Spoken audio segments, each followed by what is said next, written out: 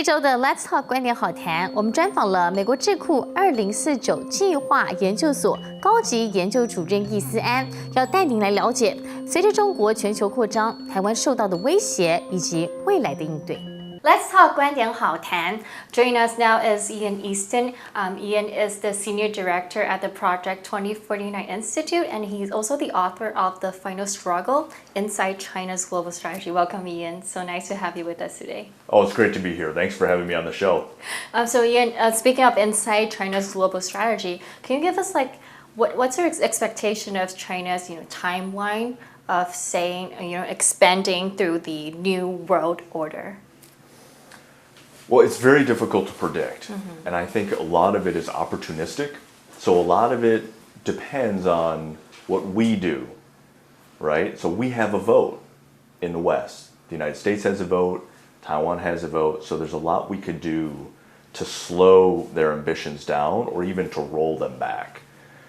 What they would like to do is to create a new world order, I think, to annex or invade and occupy Taiwan almost certainly in this decade, and then to spread their model of a one-party dictatorship to more and more and more countries around the world, to unravel the U.S. alliance network, and to truly create what they refer to as world socialism or international communism, which is nothing we've ever seen before. Right. And it's very scary stuff. The more research I did for this book, the more concerned I became. But again, I think our governments have a vote, and people also have a vote. We have agency, and so there's a lot that can be done to make sure that a scenario like that never actually happens. Well, to prevent this scenario from actually happening, we know that, of course, all the Western alliance, they are truly aware of this. What's your take on the new alliance that's targeting on this, China's new world order that they're intending to do? Well, I think it's very positive. There have been a series of events, everything from China's militarization of the South China Sea. And by the way, when I say China, I mean the Chinese Communist Party. I mean Xi Jinping and the elite in the party. The absolute terrible crackdown on Hong Kong, the genocide, the cultural genocide in Tibet, and the genocide in Xinjiang, the COVID cover-up.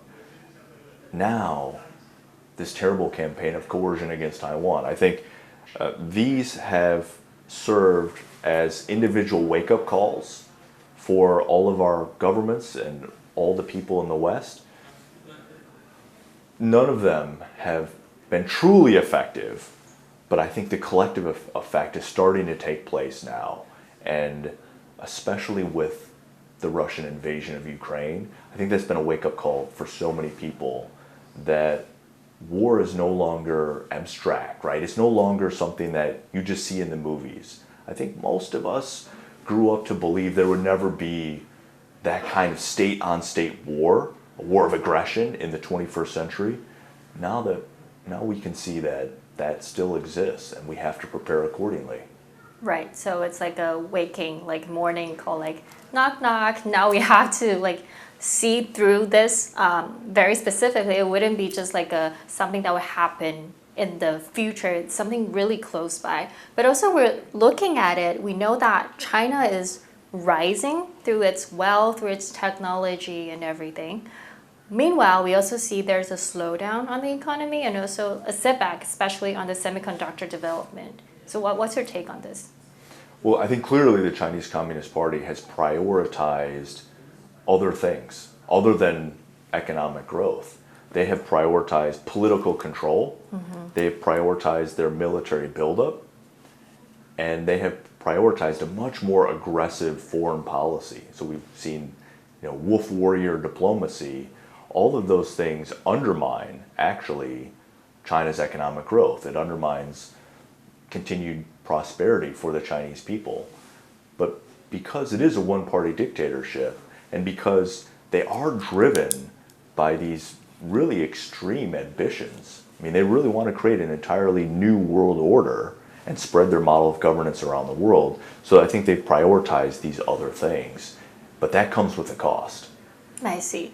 And in your book, you mentioned that the Chinese government is trying to infiltrate the world through this cyberspace. Can you give us some example of it? So an example here in Taiwan would be everybody has a 健保卡, right? Everybody has a national health insurance card.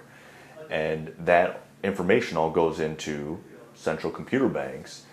When those banks are hacked by the Chinese military or by the Chinese intelligence services, they can then get access to everybody's household registration, who's in their house, how many kids do you have, even everybody's blood type. And if they have any medical issues, they can get all of that information on people. When young teenagers use TikTok, for example, TikTok is very, very entertaining. It's addictive. It's like a digital heroin almost. The people can't put it down.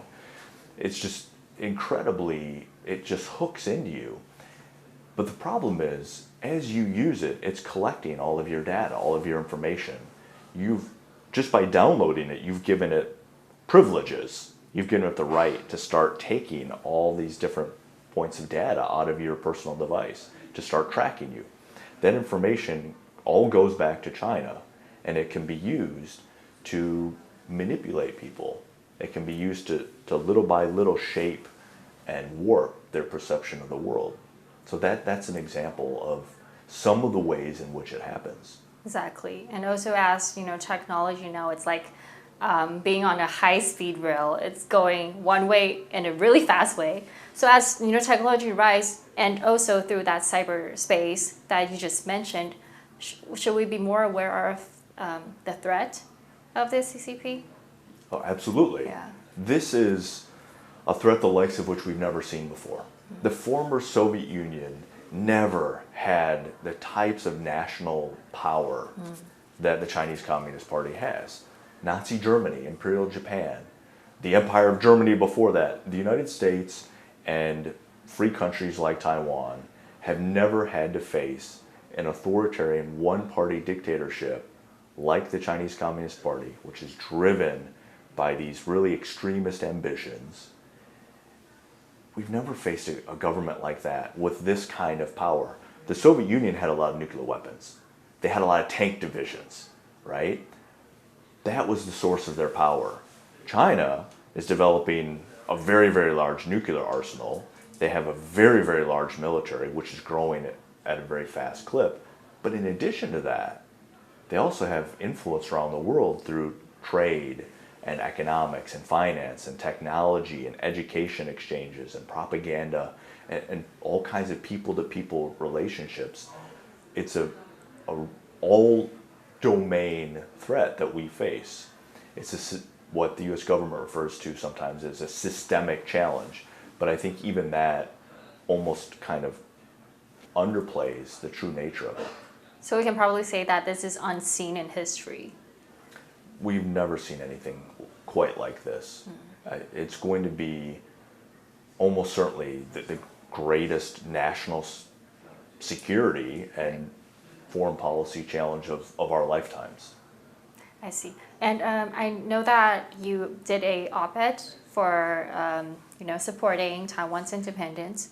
And you mentioned about the factual independence and also the legal independence. Can you elaborate more on it? Well, of course, I support Taiwan's independence. What do I mean by that? Yeah. Like any American, like anybody who lives in a liberal democracy, I believe in the idea of popular sovereignty, the idea of self-determination. This is what's written in the U.S. Constitution. It's written in our Declaration of Independence. It is the cornerstone of the United Nations Charter, right? It's the basis for all international law. The Taiwanese people should decide their own political future, whether that's the Republic of China or whether that's something else, right? But that should be up for the Taiwanese people to decide. I'm an American, so I don't have an opinion on how people in Taiwan identify themselves or identify their government, their country. I don't have an opinion on which flag Taiwan should have or which party is in office. It's not my business. But as an American, and I think just like anybody from a liberal democracy, I love the idea of self-determination. Right. And that means Taiwanese independence, that Taiwan is an independent sovereign country. It has been since December of 1949, when the Republic of China moved its capital here. And it's become this incredible political miracle, the likes of which we have very few in the world. And so now, last year, there was a study that was done, and the conclusion they came to was that Taiwan ranks among the top 10 liberal democracies in the world. And I think that's just fantastic. And I think governments that deny Taiwan's existence, its very existence, are doing themselves a disservice. That if we continue to base our policy on a myth, on a lie, that Taiwan doesn't exist as a legitimate country, when here it's one of the ultimate, most legitimate tier 1 countries in the world, I think we're doing ourselves a disservice, and we're likely to get into some dangerous ground. And I think that's the direction that we've gotten ourselves into in the name of, maybe placating the Chinese Communist Party, maintaining access to China or the China market, maintaining a smooth working relationship between the US and China. This is a deal that we made, and it was a very bad deal for us. It's been very, very good for the Chinese Communist Party. And I think people are starting to wake up to that reality. And so we've seen President Biden, for example, say that, and he's the first president to say this since 1979, that he thinks the Taiwanese people should decide their own future. And I fully agree with him. And so setting that aside, also about the cognitive warfare that's going on in the CCP, do you think that some Taiwanese politicians might be some instruments of this type of, cognitive warfare? It's certainly the case that in the United States, we've had politicians who have been victimized by Chinese Communist Party psychological operations, and they have become unwitting agents of China's government. That in many cases these are wonderful, patriotic, great Americans. You meet them, they're some of the most friendly people, great people you'll ever meet. Very, very smart, but they have been manipulated by the CCP. There's been some good writings on this. Books like America Second by Isaac Stonefish, a new book by Alex Josky called Spies and Lies. It's case after case after case of just stunning successes that China has had against the US government, against some of our leading politicians. Now, if the CCP can do that to Americans, who are from a very, very different culture, very different language, very different mindset, it's not hard to imagine what they might be able to achieve here in Taiwan. Yeah, so elaborating on that, extending on that idea, I would like to know if, in your perspective, do you think that for the upcoming, the 2024 Taiwan's presidential election, is there a candidate that the CCP would prefer? I can't say. It's hard to decide, hard to determine, or more likely to be will be preventing the chaotic situation. Let's put it that way. I would just say, as an American, that Taiwan's democracy is not the problem.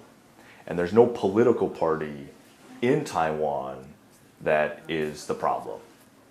The problem is the threat from the Chinese Communist Party. Okay. So there's nothing wrong with Taiwan's democracy. And I don't have an opinion on who should be Taiwan's president. That's none of my business. That's for the people of Taiwan to decide. But I think Taiwan it's a political miracle.